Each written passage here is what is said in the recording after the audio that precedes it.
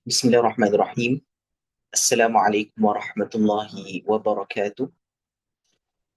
InsyaAllah kita mulakan sesi tadabbur kita pada kali ini dengan Ummul Kitab Al-Fatihah. A'udzu billahi minasyaitonir rajim. Bismillahirrahmanirrahim. Alhamdulillahi rabbil alamin. Ar-Rahmanir Rahim. Maliki yaumiddin. إياك نعبد وإياك نستعين اهدنا الصراط المستقيم صراط الذين أنعمت عليهم غير المغضوب عليهم ولا الضالين آمين رب اشرح لي صدري ويسر لي أمري واحلل عقدة من لساني يفقهوا قولي اللهم اجعل اللهم اجعل القرآن العظيم ربيع قلوبنا ونور صدورنا وجلاء أحزاننا وذهاب همومنا رب اشرح لي صدري ويسر لي أمري واحلل عقدة من لساني يفقهوا قولي اللهم زدنا علما نافعا وارزقنا فهما واسعا ربنا يسر لنا ولا تعسر لنا وتمم بالخير يا أرحم الراحمين الحمد لله رب العالمين. Alhamdulillah, pertama sekali kita bersyukur pada Allah Subhanahu Wa Taala kerana pada malam ini kita dapat berkumpul sekali lagi untuk sesi bersama Mubina Academy, iaitu sesi Tadabbur Circle.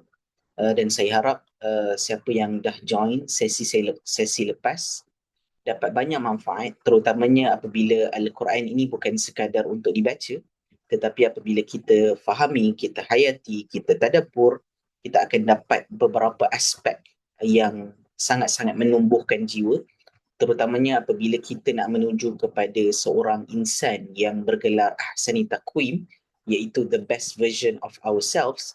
Maka Al-Quran adalah satu kitab dan juga panduan untuk kita menjadi bukan sekadar individu yang terbaik, tetapi juga umat yang terbaik, insyaAllah. Baik, so insyaAllah pada malam ini seperti biasa, sesi kita ringkas sahaja dalam lebih kurang 45 minit. Jadi dalam masa 45 minit ini saya nak kongsi satu ayat yang saya rasa sangat menarik. Dan ayat ini sebenarnya adalah satu ayat yang bagi saya telah mengubah cara saya melihat masa, cara saya melihat ketakutan, cara saya melihat perkara-perkara yang membebankan diri saya. Sebab ada satu ayat yang sangat penting yang saya nak kongsikan, iaitu pada surah Al-Kahfi. Okay, surah Al-Kahfi. Baik, surah Al-Kahfi ayat yang ke-20. Betul lagi. Alright. Okay. So insyaAllah pada malam ini kita akan lihat dua ayat yang sering berkait, dan dua ayat ni sangat penting untuk kita fahami sebab dia mengubah cara kita melihat kehidupan itu sendiri, ataupun cara kita mengubah pandangan terhadap perkara-perkara yang kita nak kawal, perkara-perkara yang kita nak ini jadi, itu jadi.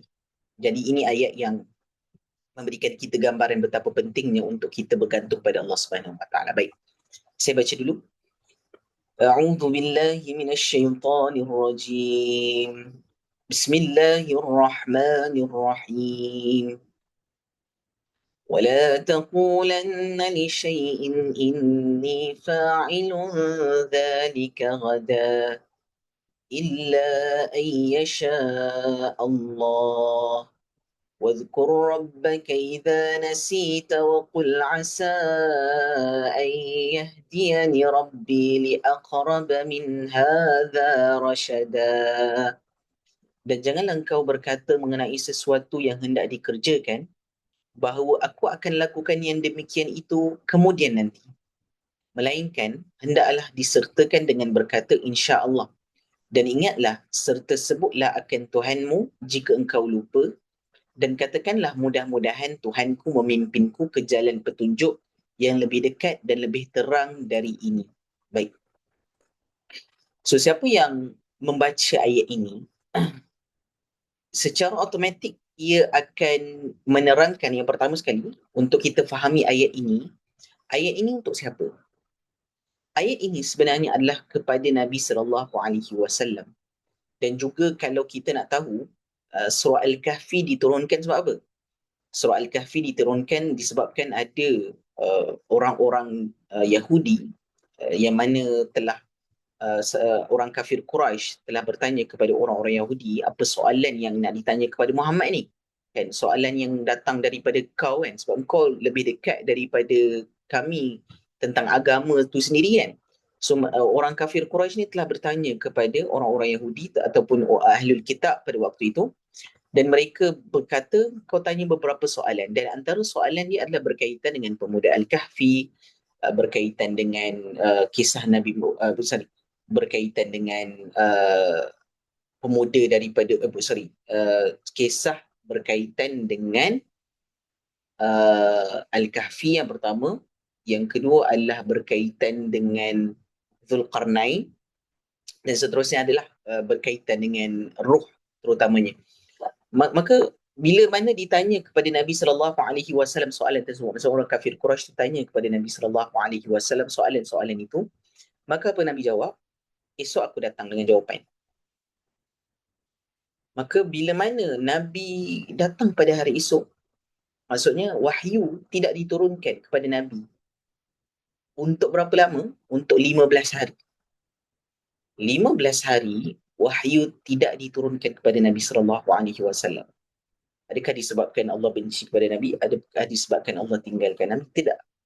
Tetapi disebabkan Allah mengajar ataupun ingin mengajar Nabi sallallahu alaihi wasallam, ataupun ingin Nabi belajar daripada apa yang Nabi telah melakukan kesilapan, iaitu tidak mengatakan insya-Allah. Maka disebabkan itu, setelah mana turunnya ayat ini dan juga turun surah Al-Kahfi, maka ayat ini adalah untuk address kepentingan untuk kita berkata insya-Allah dalam setiap perbuatan kita. Nanti kita akan tengok. Baik. Okey, baik. Wala taqulanna li syai'in inni fa'ilun dzalika ghadan. Dan janganlah engkau berkata mengenai sesuatu yang hendak dikerjakan bahawa aku akan lakukan yang demikian itu kemudian nanti. Okey. Para ulama tafsir, macam saya cakap tadi, contohnya seperti Ibnu Kathir, mengatakan bahawa ini adalah ayat yang menerangkan antara asbab ataupun sebab turunnya surah Al-Kahfi, disebabkan Nabi ditanya beberapa soalan tadi. Namun, kita kena tahu bahawa ayat ini merupakan teguran kepada Nabi sallallahu alaihi wasallam tentang satu perkara yang sangat penting, iaitu jangan kita cakap esok confirm kita dapat jawapan ataupun confirm kita dapat lakukan perkara ini. Sebab apa? Sebab di dalam ayat ini, kalau kita perasan, wala taqulanna, wala taqulanna. Wala adalah lamun nahi, jangan. La yang sangat tegaslah, iaitu jangan kamu buat macam apa? Taqulanna, jangan kamu berkata. Dan yang menarik sekali, di dalam ayat ini ataupun di dalam perkataan ini ada nun at-taukid di dalam bahasa Arab kita panggil. Siapa yang belajar bahasa Arab, nun at-taukid ni maksudnya adalah nun yang menegaskan. Kan biasanya kalau perkataan-perkataan tahqiq dalam bahasa Arab, ada perkataan inna, ada perkataan apa? Qad. Tapi ada juga selain daripada perkataan inna, qad, yang juga nun yang dikatakan sebagai nun atau taukid juga digunakan untuk menunjukkan jangan kamu sekali-kali lakukan perkara ini. Maka ia bukan sekadar teguran kepada Nabi sallallahu alaihi wasallam, tetapi juga bagi kita semua. Apa yang kita tak boleh buat? Apa yang kita tak boleh buat? Wala taqulanna li syai'in inni fa'ilun dzalika ghadan. Jangan kamu cakap mengenai sesuatu perkara yang bila kamu nak cakap tu, contohnya, okey, aku akan datang esok. Kita tak boleh cakap, inni fa'ilun, sesungguhnya aku. Fa'il. Fa'il dekat sini merujuk kepada sesuatu perbuatan yang confirm laku. Inni fa'ilun dzalika ghadan. Esok aku confirm siap kerja. Esok aku confirm datang kerja. Esok aku confirm, esok ataupun tahun depan, minggu depan, aku confirm dapat buat macam ni. Jangan cakap macam tu. Ini adalah ayat yang memberikan kita satu gambaran betapa pentingnya untuk kita berjaga-jaga dalam kita berjanji. Sebab bila mana kata, contoh kalau kita cakap confirm aku buat, confirm tu seolah-olah kita sedang berjanji. Confirm. Memang mestilah, esok mesti jadi, mesti jadi. So itu adalah perkataan-perkataan yang kita tak boleh gunakan untuk nak cakap tentang hari yang kita tak tahu akan datang ke tak. Sebab itu, di dalam ayat ini, Nabi SAW ditegur. Sebab apa? Sebab Nabi tak kata satu perkataan yang sangat penting, iaitu illa ayyasha Allah.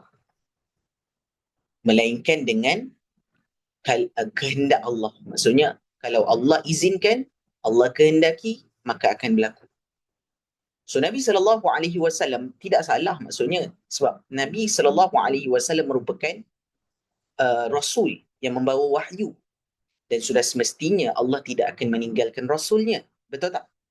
Namun, Allah bukan sekadar mahu menegur Nabi, tetapi juga menegur kita melalui ayat ini, yang mana kita selalu menggunakan ataupun kita selalu lakukan perkara yang mana kita rasa macam kita kawal semua benda. Kita setiap dalam kalangan kita, kita ada impian. Setiap dalam kalangan kita, kita ada perancangan. Contohnya, tahun ini. Contoh, by akhir tahun ini, saya nak khatam Quran. Ia adalah sesuatu perbuatan yang mulia ke tak mulia? Mulia. Namun apa kesilapan dekat situ? Kita confident yang kita boleh hidup sampai akhir tahun.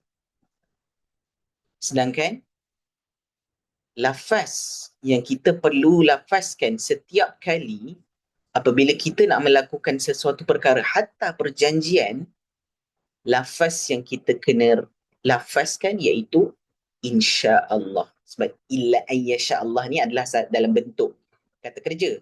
Tapi dalam ungkapan yang kita biasa ungkapkan setiap hari, yang kita gunakan apa? Insya-Allah. Dan insya-Allah, weightage dia ataupun beratnya perkataan ni bukan sekadar perkataan yang biasa-biasa. Sebab kita kalau nak buat sesuatu benda dalam kehidupan, kita akan gunakan insya-Allah. Insya-Allah. Sorry, siapa yang conteng, kalau boleh jangan conteng sekejap dia mengganggu sikit. Kalau boleh tak conteng saya terkejut ada orang conteng. Baik. Insya-Allah kita selalu gunakan setiap hari. Okey, tak apa. Sorry, sebab saya terkejut.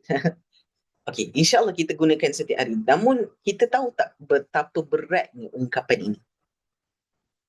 Dan menurut Imam Al-Hasan Al-Basri, Imam Hasan Al-Basri mengatakan betapa beratnya insya-Allah ni adalah apabila kita nak menjanjikan sesuatu perkara, kita kena ucapkan insya-Allah. Sebab apa? Sebab ia merupakan satu perjanjian yang kita tidak boleh mungkiri. Kita sekarang macam mana? Bila cakap insya-Allah, insya-Allah, insya-Allah, kita adalah satu escapism dipanggil. Kita cuba nak lari daripada keadaan tertentu kan. Contohnya, datang esok, insya-Allah, insya-Allah. Tak boleh macam tu.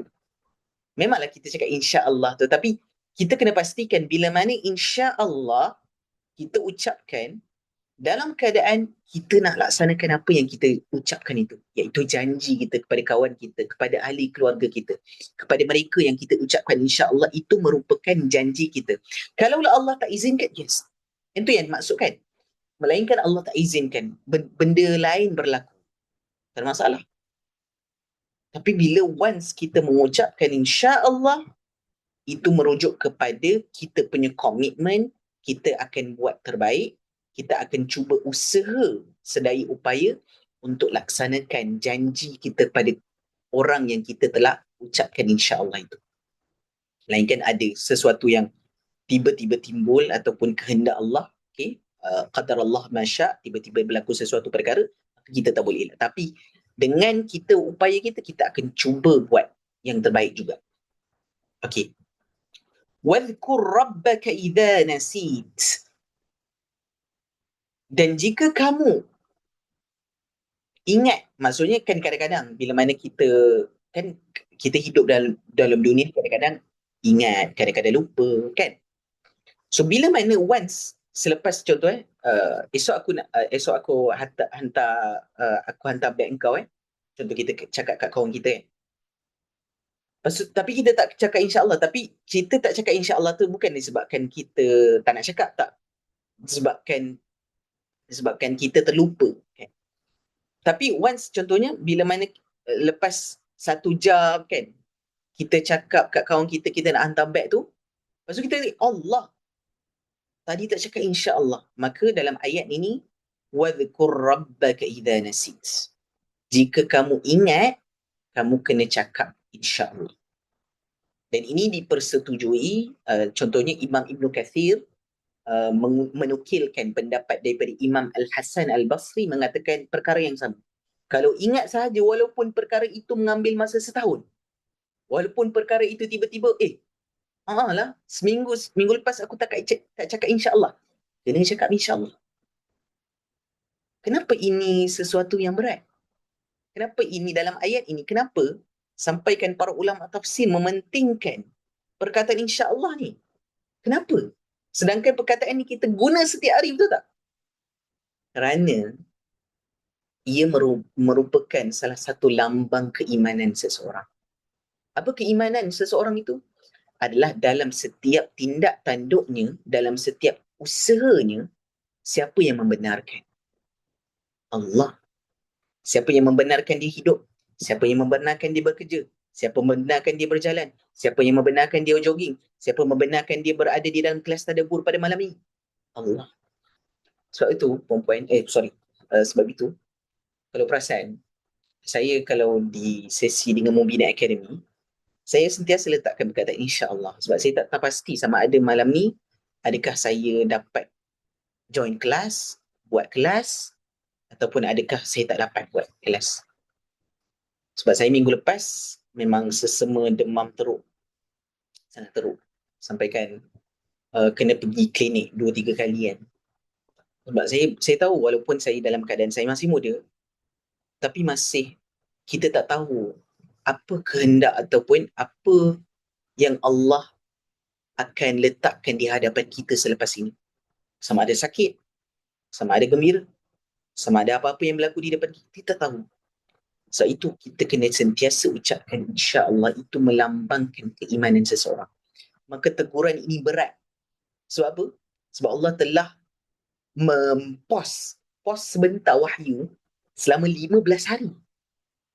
15 hari, satu tempoh yang lama. Hampir 2 minggu lebih. 15 hari Allah pos untuk cakap kepada Nabi ataupun memberikan isyarat kepada Nabi bahawa anything that you do, jangan lupa letakkan Allah di sisi ataupun Allah sentiasa di dalam perbuatan itu.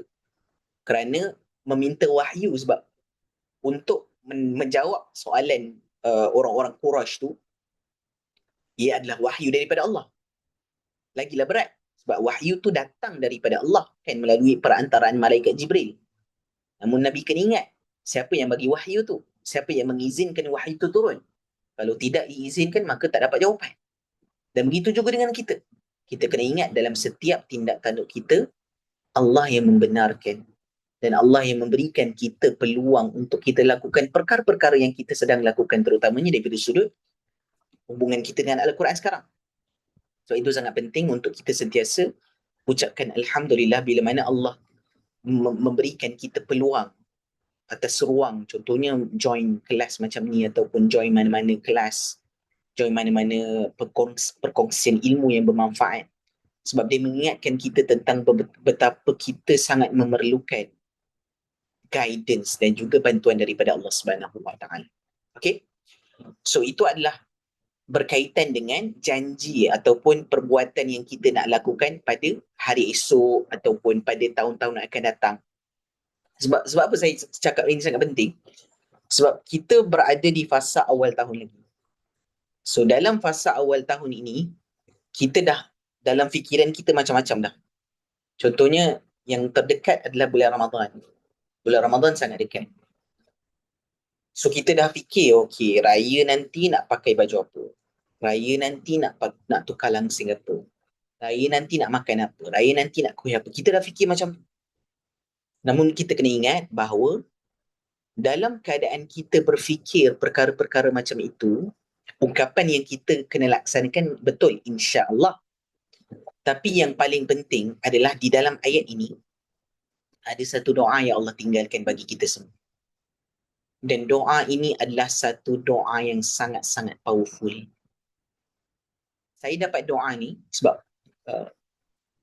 pertama sekali, biasanya saya dengar ayat wala taqulanna li syai'in inni fa'ilu dzalika ghada. Tu je. Saya sebelum ni ada pernah sesi-sesi bersama Mubina Academy. Saya fokus pada wala taqulanna li syai'in inni fa'ilu dzalika ghada je. Sampai situ je. Baru illa ayyasha-Allah lah. Tapi saya terlepas bahagian wadhkur rabbaka idza nasita wa qul asa an yahdiyani rabbi li aqraba min hadha rashada. Saya tak fokus bahagian ni. Tapi bila mana saya baca balik ayat ni, subhanallah, saya dapati daripada sudut doa ini adalah satu doa yang kita perlu sentiasa amalkan. Sebab saya dapat doa ni ketika mana saya dengar lecture daripada Nu'man Ali Khan. Kan, Nu'man ditanya, apakah doa yang pada waktu itulah, sebab bila kita belajar Al-Quran, setiap kali kita belajar Al-Quran, kita akan nampak ayat ni ayat favourite kita. Kan? Setiap kali kita bertukar-tukar ayat kan, kita akan rasa setiap kali kita belajar ayat itu favourite kita. Tapi Nu'man pada waktu itu, disebabkan dia tengah study surah Al-Kahfi kot pada waktu itu, bila ditanya apakah ayat favourite Nu'man Ali Khan pada waktu itu, dan dia cakap ayat ni. Sebab ayat ni ada doa. Dan apa doa dia? Wa qul asa an yahdiyani rabbi li aqraba min hadha rashada. Wa qul. Dan kita tahu qul dalam bahasa Arab maksudnya katakan. Dan katakanlah. Dan ini merujuk kepada siapa? Siapa yang perlu katakan ataupun siapa yang diarahkan untuk berkata macam ni, untuk doa macam ni, iaitu Nabi SAW. Benar. Tapi Al-Quran ini adakah diturunkan hanya sekadar kepada Nabi SAW ataupun diturunkan kepada kita semua? Kepada kita semua kan? Maka qul dekat sini, dia bukan sekadar doa ni kamu kena simpan dalam hati. Tapi doa ini kamu kena lafazkan supaya dia betul-betul membekas dalam jiwa ataupun dalam hati kita. Sebab tu kalau siapa yang belajar psikologi kan, pernah tak dengar istilah self-talk? S-E-L-F-T-O-L-K. Siapa boleh, kat sini siapa yang boleh explain kat saya? Apa yang dimaksudkan dengan self-talk? Self-talk saya tulis Siapa yang boleh bagi pandangan? Apa yang dimaksud dengan self-talk? Kita dah dalam perkataan ini pun kita macam boleh dapat gambaran dah ni apa kan. So saya just bagi gambaran lah. Yes, self-talk ni adalah bercakap dengan diri sendiri. Setiap hari, tanpa kita sedari, kan, kita bukan sekadar ada kita communicate dengan orang lain, tapi kita communicate dengan diri sendiri. Sebab tu seorang yang hebat dalam communication kan, dia bukan sekadar dia pandai communicate, maksudnya communicate dengan orang lain, tetapi dia ada intra dengan interpersonal communication, iaitu dia mampu untuk bukan sekadar communicate dengan orang lain, tapi communicate dengan diri sendiri. Communicate dengan diri sendiri. So, kalau kita baca daripada sudut psikologi sendiri kan, self-talk ni ada dua side lah. Yang pertama, positif. dan juga negatif. Self-talk yang baik adalah positif. Contohnya apa? Contohnya ayat ini memberi harapan. Contohnya, kau boleh buat. Kau percayalah pada diri sendiri. Kan?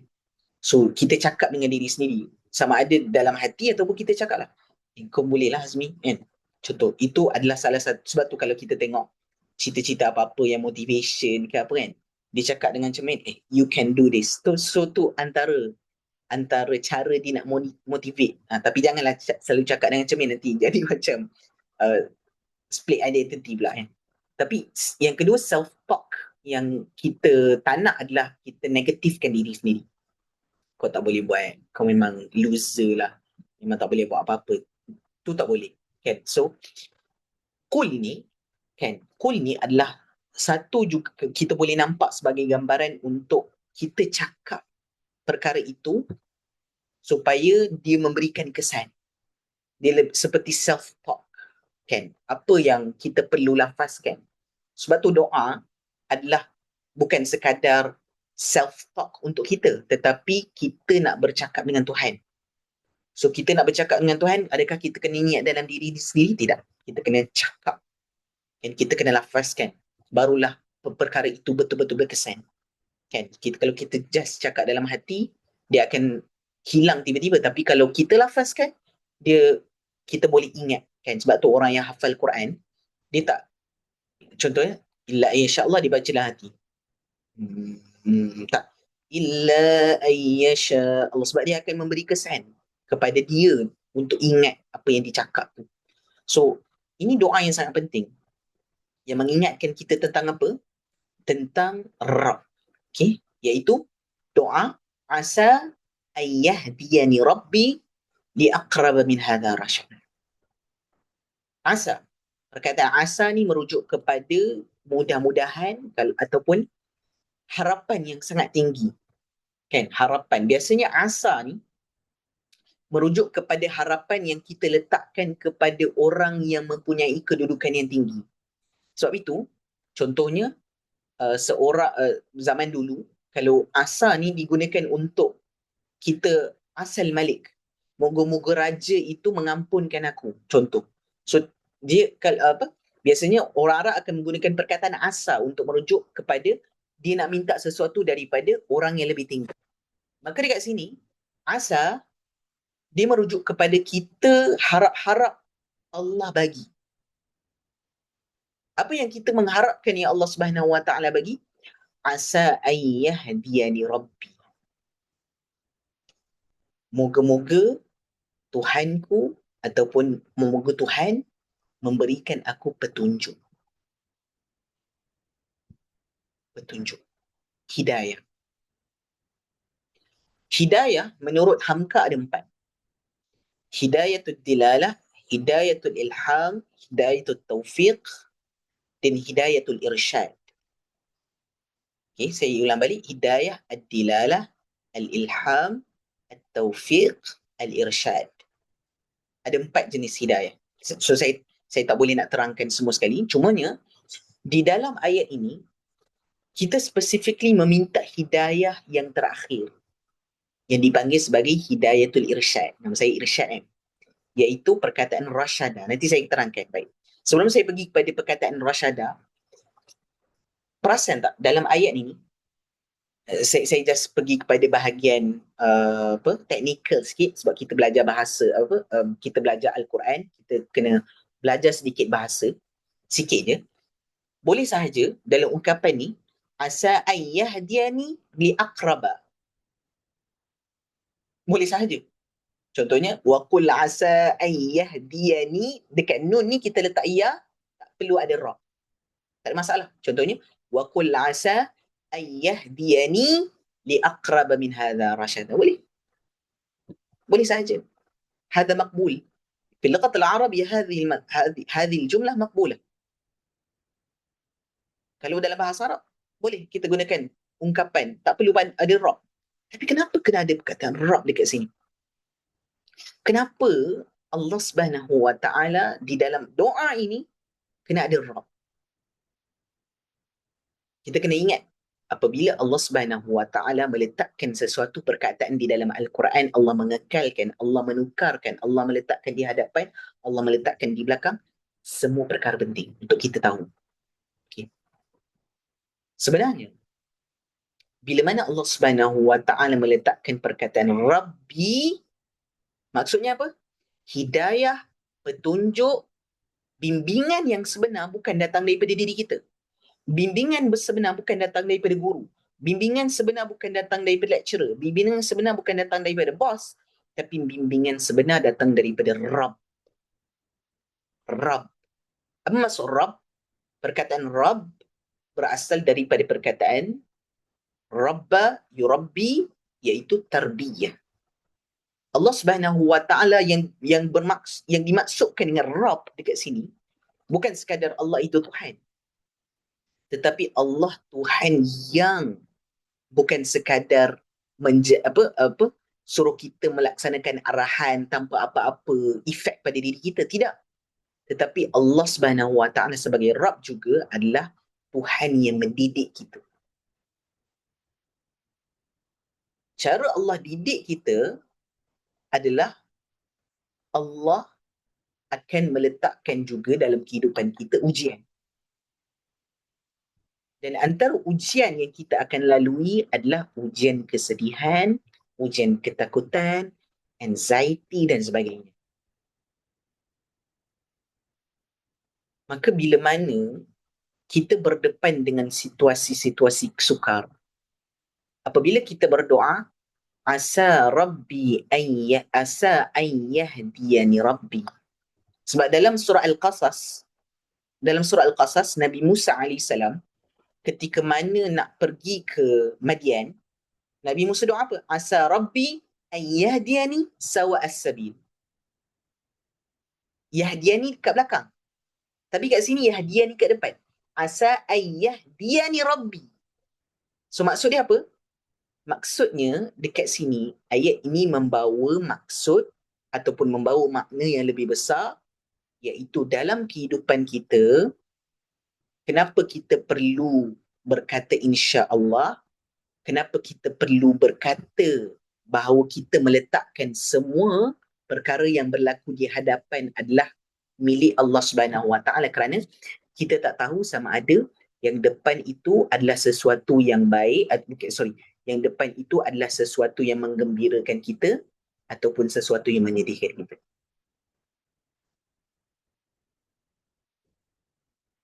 Wa qul asa an yahdiyani rabbi.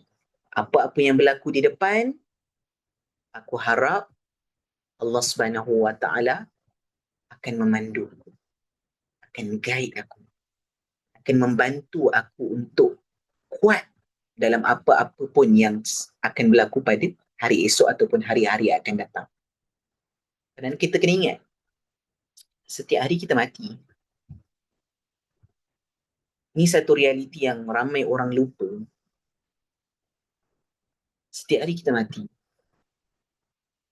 Apa yang dimaksudkan mati? Bukanlah mati sebenar, tetapi mati sebentar. Dan bilakah kita mati? Tidur. Tidur adalah latihan kepada kematian. Satu kena ingat, every day kita tak pasti kita boleh nampak tak esok hari. Sebab kita sedang berada dalam kematian setiap hari. Sebab itu doa ni sangat penting. Ketika solat kita baca, ketika keluar solat kita baca, mana-mana tindakan kita. Dan apa yang kita minta? Wa qul asa an yahdiyani rabbi. Kita minta Allah guide kita untuk buat apa? Li aqraba min hadha rasyada. Saya suka ayat ni. Saya suka sangat ungkapan ini. Sebab apa? Sebab dalam bahasa Arab boleh sahaja kita gunakan apa? Wa qul asa an yahdiyani rabbi ila aqraba min hadha rasyada. Ila, kepada adalah ila, kepada yang paling dekat. Tapi dekat sini ayat ini li aqraba. Ada beza antara perkataan ila ila kepada, li pun kepada. Contoh, hadha qaub li. Hadha qaubun li. Ini adalah cawan saya. Cawan saya lah. Saya cakap li. So, milik saya. Li, kepada saya. Kenapa Allah Subhanahu Wa Taala tidak menggunakan ila? Kenapa di dalam ayat ini digunakan perkataan li? Sebab ila, kalau ila, contohnya, kalau saya cakap, boleh tak awak hantar saya pergi ke masjid? Pergi ke masjid. So, kita akan tanya orang tu, hal yumkinuka an tahmiluni ila al-masjidi? Boleh tak kalau awak bawa saya pergi ke masjid? Sampai masjid betul-betul. So, ila digunakan untuk sesuatu yang kita sampai ke destinasi yang akhir. Maksudnya kita capai ke destinasi yang tepat yang kita tujukan. So, ila. Itu maksud ila. Tapi kalau li digunakan biasanya merupakan kita akan dihantar bukan dekat masjid, tapi mungkin area dekat dengan masjid.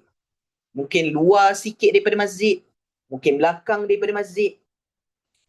So kat sini, Allah Subhanahu Wa Taala tidak menggunakan ila sebab apa? Sebab kehidupan kita ini, bila kita capai sesuatu, contohnya bila kita cemerlang dalam peperiksaan, SPM contohnya. Adakah itu bermakna perjalanan kehidupan kita dah berakhir? Tak. Ada lagi. Masuk universiti. So, bila masuk universiti, adakah perjalanan kita di universiti berakhir? Tidak. Kita akan masuk ke alam pekerjaan. Masuk ke alam pekerjaan, adakah habis macam tu? Tak. Kita akan bertemu dengan pelbagai lagi cubaan setiap hari, esok. Sebab tu sampai kita ada Monday blues. Apa lagi ujian ni? Apa lagi assignment ni? Apa lagi? Kan? Kita setiap hari kita rasa macam tu. So, sebab tu, dekat sini tidak menggunakan ila sebab setiap hari kita memerlukan hidayah daripada Allah Subhanahu Wa Taala. Dunia ni bukan tujuan kita. Kita takkan sampai ke tujuan. Tetapi, kita akan li'aqraba min hadha rasyada. Saya suka sebab apa? Kita minta, ya Allah, tolonglah bagi perkara yang paling dekat dengan rasyada. Dekat dengan hidayah yang datang daripadamu. Sebab apa penting untuk kita memahami ayat ni? Sebab ayat ini mengajar kita bahawa kehidupan kita yang paling penting adalah hadha. Perasan tak? Okay. Sebelum saya nak saya nak simpulkan apa yang dimaksudkan dengan hadha semua ni. Nampak tak? Perkataan dhalika dengan hadha. Dhalika dengan hadha. Apa perbezaan antara dua perkataan ini? Dhalika merujuk kepada sesuatu yang jauh sikit. Contohnya itu, hari itu. Contoh perkataan ghada, tomorrow digunakan itu, sesuatu yang kita tak boleh capai lagi. Nampak tak? Ghada, hari itu, pengalaman itu, kan? Pengalaman itu, minggu itu, tahun itu. So, dhalika merujuk kepada sesuatu yang kita tak boleh kawal. Esok tak boleh kawal, minggu depan tak boleh kawal, masa lepas boleh kawal, tak boleh kawal. Sebab itu, ramai dalam kalangan manusia yang berdepan dengan ketakutan dan kesedihan adalah disebabkan dia cuba nak kawal sebuah benda. Contohnya apa? Contohnya kenapa ramai manusia yang walaupun dah lama perkara itu berlaku tapi masih bersedih? Sebab kena ingat, kesedihan ini adalah sesuatu yang berkaitan dengan sesuatu yang lepas. Huzun, sedih adalah sesuatu yang berkaitan dengan masa yang lepas. Takut adalah sesuatu yang berkaitan dengan masa yang akan datang. Masa yang akan datang. So masa yang akan datang, masa yang lepas, kita menggunakan perkataan zalika yang merujuk pada itu. Kita tak boleh kawal. Esok tak boleh kawal, masa lepas tak boleh kawal. Tapi apa yang kita boleh kawal? Hadha, ini, right now. So ayat ini mengajar kita apa? Untuk kita percaya, untuk kita yakini dengan proses sekarang yang sedang berlaku. Kita minta, ya Allah, sekarang ini aku mahukan petunjuk daripada-Mu untuk aku berdepan dengan sesuatu yang aku tidak tahu, terutamanya apa yang akan berlaku pada hari esok. Inilah doa ni. Doa untuk kita hidup dalam masa sekarang. Untuk kita hidup pada saat ini, pada hari ini. Dan ramai orang yang terlepas perkara ini. Sebab dia sibuk memikirkan apa yang akan berlaku. Disibukkan bersedih dengan apa yang telah lepas. Akhirnya dia tidak merasai waktu ataupun detik sekarang. The art of being presence. Sebab itu ayat ini sebenarnya ataupun doa ini sedang mengajar kita untuk kita bukan sekadar mahukan kesempurnaan, tetapi yang lebih daripada kesempurnaan adalah kita enjoy the process. Walaupun proses itu kadang-kadang berat, walaupun proses itu kadang-kadang kita sukar nak fahami, tapi sebab itu apa yang diwajibkan setiap hari untuk kita? Solat. Dan di dalam solat ada apa? Khusyuk. Dan di dalam khusyuk, kenapa kita perlu khusyuk? Supaya kita hadirkan pada waktu itu di hadapan Allah. Kita sedar kita berada di mana. Apa tujuan kita hidup? Kenapa kita perlu solat? Sebab itu solat ni khusyuk penting sebab dia sedang mengajar kita banyak benda yang kita tak boleh kawal. Masa depan kita tak boleh kawal. Apa yang telah berlaku kita tak boleh kawal. Tetapi apa yang kita boleh kawal sekarang? Hati sekarang, detik sekarang. Apa yang kita rasa sekarang. Itu in our control dan kita yang tentukan. Sebab itu doa ini mengajar kita perkara yang sangat penting bahawa kita ni sangat fragile. Yes, kita ada perancangan. Yes, kita ada benda yang kita nak buat besar-besar.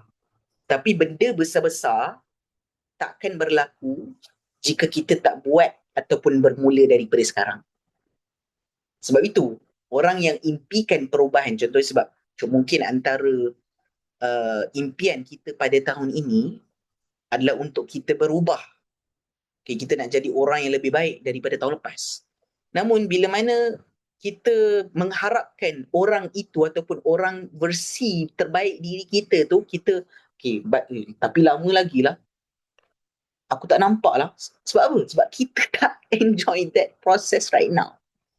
Sebab itu, doa ini sedang memberikan kita harapan ataupun memberikan kita ketukan bahawa kita bukan sekadar ingin Allah mengubah kita pada waktu depan. Tapi kita ingin Allah ubah kita sekarang. Hadha. Dengan kita enjoy dan dengan kita rasa detik perubahan itu sekarang. Satu yang dimaksudkan dengan kemanisan iman adalah apabila kita hadirkan diri dalam ibadah. Yang dimaksudkan dengan kemanisan membaca Al-Quran adalah apabila kita tadabbur dan memahami Al-Quran sewaktu kita membacanya. Subhanallah. So doa ni sangat-sangat powerful. Sebab tu saya cakap, saya bila dapat ayat ini, saya macam wow, amazing. walaupun saya sentuh daripada sudut bahasa tu agak complicated sikit, tapi the biggest picture adalah doa ini sedang memberikan kita gambaran seperti mana Nabi SAW yakin esok Nabi boleh lakukan, tapi Allah cakap tak boleh. Apa yang Nabi boleh kawal adalah what you can do now, tapi untuk wahyu datang pada kamu, aku yang bagi. Untuk tahu siapa yang akan approach kamu, siapa yang buat sini, aku yang akan tentukan. Tapi apa yang kamu boleh buat, apa yang sebagai hamba boleh buat adalah sekarang. Kita boleh buat sesuatu sekarang. So itu jangan kita tangguh-tangguhkan kebaikan. Nak jadi baik ni jangan tunggu esok lah, waktu muda, waktu lebih tua sikit lah. No, this is the time. Because there's no right time beside this time right now. Sebab tu, sebab tu antara benda yang sangat penting untuk kita menghargai waktu sekarang adalah apa? Apa yang kita perlu ada untuk menghargai waktu sekarang? Agak-agaknya. Salah satu perasaan yang ramai orang tak ada ataupun ramai orang sukar, iaitu sabar. Sabar sebenarnya.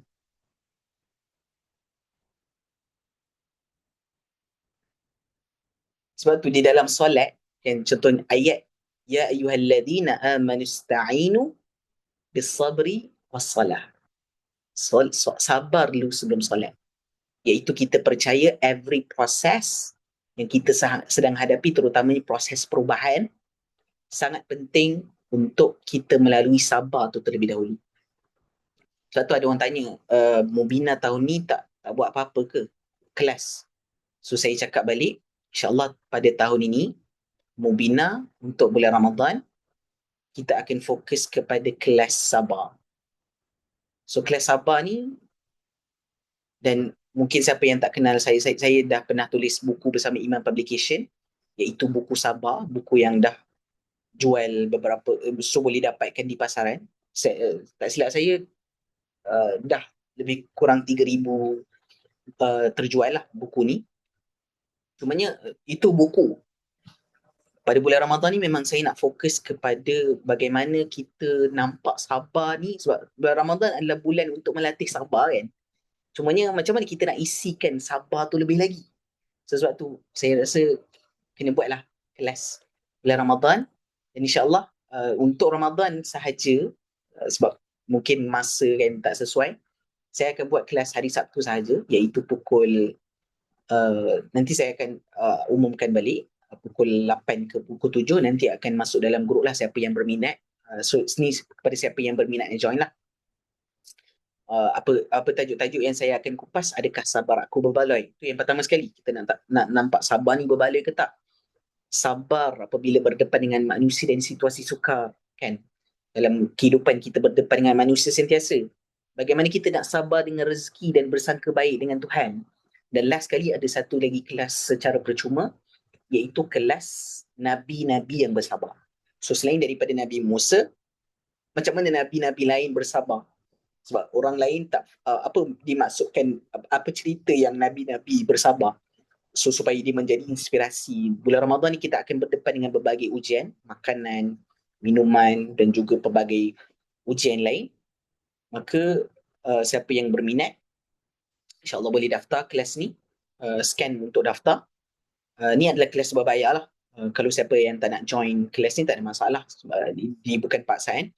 Cumanya kelas ni istimewanya sebab bukan sekadar dapat nota, dapat rakaman, dapat support group, kan, terutamanya early bird sekarang ni, siapa yang nak daftar awal, so boleh dapatkan harga yang berpatutan. So insyaAllah moga Mubina ataupun moga bulan puasa ini, bulan Ramadan tahun ini, memberikan kita cara untuk kita bersabar. Seperti mana kita dalam doa tadi yang kita belajar, antara perkara yang penting, sabar juga mengajar kita untuk hadir dalam masa sekarang. So itu inti yang sangat penting. Macam mana Nabi Musa AS melakukan perkara yang merujuk kepada sabar dalam masa sekarang, sebab kita setiap hari dalam zaman yang penuh laju ni kan, kita kurang sabar. So macam mana kisah Nabi Musa tu mampu menjadi guide kita untuk menjadi orang yang lebih bersabar. Sebab ramai orang bila masuk bulan Ramadan banyak benda yang dia target, tapi pada bulan ni ataupun pada bulan Ramadan nanti, saya sendiri nak beri pendedahan kepada mereka yang join kelas ni adalah Ramadan juga merupakan latihan sabar. So apa yang dimaksudkan latihan sabar? So kita perlu belajar daripada orang yang sudah terbukti bersabar, iaitu Nabi Musa AS. Nanti saya akan tunjukkan insya-Allah. Right? So siapa yang berminat nak join, boleh join. So nanti insya-Allah itu sahaja daripada saya. Kelas kita Tadabbur Seka insya-Allah berjalan seperti biasa. Mungkin pada bulan Ramadan mungkin kita buat pagi ke ataupun petang ke, tapi setiap hari Selasa lah berjalan seperti biasa. Saya akan kupas ayat-ayat yang memberikan kita kesan pada semua, insya-Allah. Saya harap semua dapat menjalani Ramadan dengan lebih bersemangat dengan Al-Quran. Apa-apa platform yang semua join, insya-Allah bermanfaat. Tapi kami daripada Mubina Academy akan cuba buat terbaik. Ada juga inisiatif-inisiatif di social media kami, 30 juzuk kita akan kupas daripada sudut penceritaan. Nanti boleh boleh follow di social Mubina Academy. Saya berharap kita semua dapat terus sembuh dan tumbuh bersama Al-Quran, kerana Quran untuk kita, Quran tentang kita. InsyaAllah itu sahaja daripada saya. Aqulu qawli hadha wa astaghfirullahal azim li wa lakum. Kita jumpa pada sesi yang seterusnya. Kita tutup dengan tasbih kafarah dan suratul Asr. Subhanakallah bihamdika asyhadu an la ilaha illa anta astaghfiruka wa atubu ilaik. Wal 'asri innal insana lafi khusr illa alladhina amanu wa 'amilus salihat wa tawassaw bil haqq wa tawassaw bis sabr. Okey, insya-Allah kita jumpa lagi. Assalamualaikum warahmatullahi wabarakatuh. Jazakallah khairan. Okey. Assalamualaikum.